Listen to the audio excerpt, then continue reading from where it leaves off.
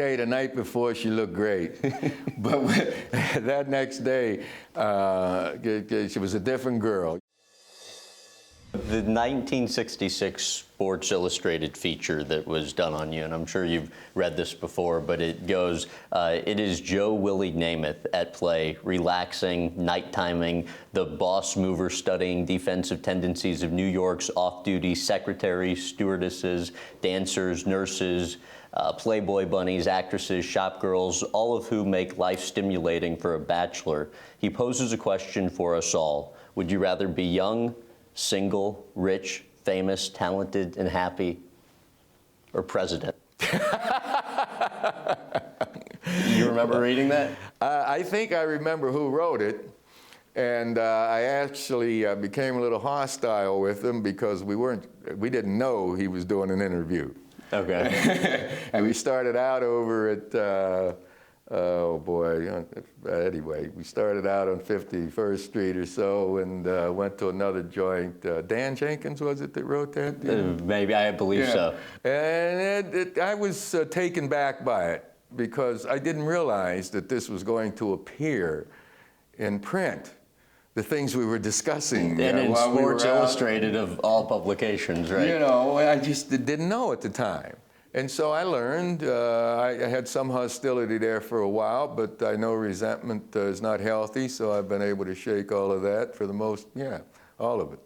But at that time, I was really upset, man. I couldn't believe that this guy was writing all this stuff. You know, we don't talk that way to people. He put a quote in there that you said, I don't like to date so much as I just kind of, run into something.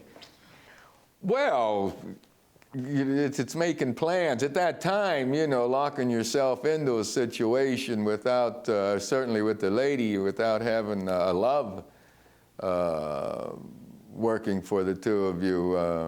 No, plus, I had work to do. I never knew when I was going out or I wasn't going out at night. I had to get things done first, and usually I'd come home after practice and get the film work finished, and then I'd go out because, once again, we didn't have to be at the stadium till noon the next day. So even with 8 hours sleep, you could spend a pretty good bit of the night out and about.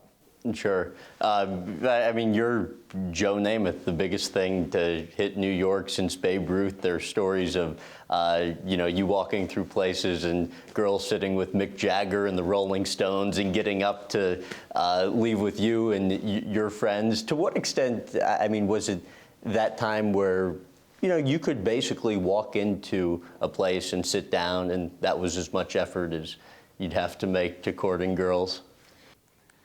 You almost start accepting it. You almost start thinking that's the way things are now. This is the way it is.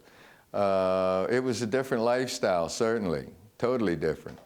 And I felt like as long as I did my job, that the rest of it, the off-field activities and things, as long as it came after my work, that I should enjoy the life that I was living.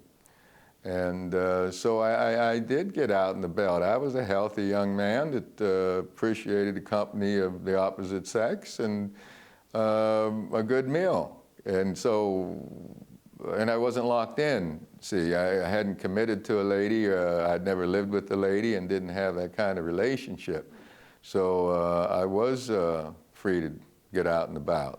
Mike Bite told me a story about just one time, the only instance he can recall where the girl might not have been as attractive as you initially thought, and this was first season in the professional football, and you were supposed to go up to spend time with the owner, That's Sonny, a long but story, didn't end up making it. Tell you the night before she looked great, but that next day she was a different girl. Somehow our eyesight can get a bit fouled up whenever I guess we don't get enough sleep, or if we're drinking, we drink too much. Somehow.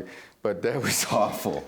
That was an awful experience that we didn't know how to handle. We were too embarrassed, didn't want to make the lady feel uncomfortable, but certainly didn't want to take her where we were going.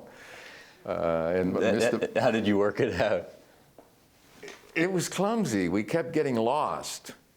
kept getting lost, didn't know where we were going. We were going to drive down to Monmouth Racetrack from New York. Now here's Mike from Birmingham, Alabama, and me from Beaver Falls, then Alabama. We didn't know where we were going, so it wasn't too hard getting lost. Right. We ended up spending hours on the road, then back to Manhattan.